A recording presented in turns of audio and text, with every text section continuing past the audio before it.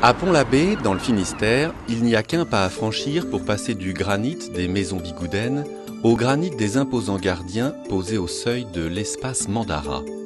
Ces deux guerriers siens font partie des coups de cœur du moment de la maîtresse des lieux. Colette Le Borgne entretient depuis près de 20 ans une passion pour les cultures et les peuples d'Orient et sélectionne pour sa boutique toutes sortes d'objets de décoration, de meubles, de bijoux et de tapis, et parmi eux de nombreuses pièces uniques dont elle a parfois beaucoup de mal à se séparer, avoue-t-elle. Ce qui m'intéresse, c'est de découvrir les artistes et puis de faire découvrir. Je suis très sensible évidemment aux matériaux, aux couleurs, aux lacs, au savoir-faire ancestral, mais aussi à la vision qu'on peut avoir du monde contemporain de cette tradition, c'est-à-dire faire vivre cette tradition.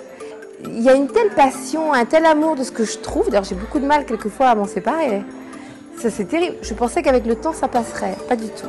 Alors les pièces changent, mais l'esprit demeure je crois. Comme tous les ans à cette époque, l'espace Mandara reçoit ses invités pour un vernissage.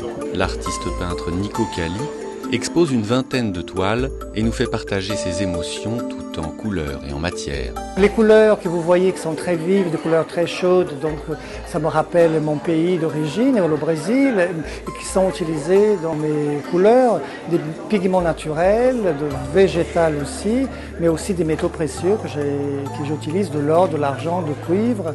Et ces minéraux colorés sont des pierres précieuses qui sont écrasées, que j'extrais cette couleur, que j'applique ensuite sur les toiles. Il y a un jeu de lumière, on voit de plus au moins des couleurs plus chaudes ou moins chaudes. Il y a un tableau en particulier qui est exposé en bas, qui est très noir, malgré le noir profond, qui est très mat. Donc ce sont des minéraux purs que j'ai utilisés, de talc, de l'ardoise et de l'onyx, pour donner un relief à ce tableau. En contraste des toiles contemporaines et colorées de Nico Cali, Mandara expose pour un temps les œuvres de Simon Haby. Passionné par les fossiles depuis son enfance, cet artiste libanais parcourt les 5 continents à la recherche de pièces brutes qu'il façonne et qu'il met en valeur en y associant d'autres matières comme le bois pétrifié, les métaux de récupération ou la pierre.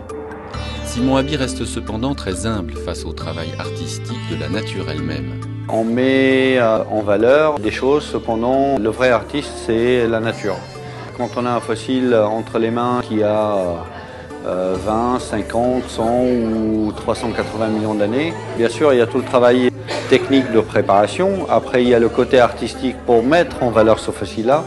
Mais sans la nature, tous nos efforts ne rimeraient à rien puisqu'au départ on n'aurait pas cette matière première aussi noble et aussi belle que les objets qu'on travaille.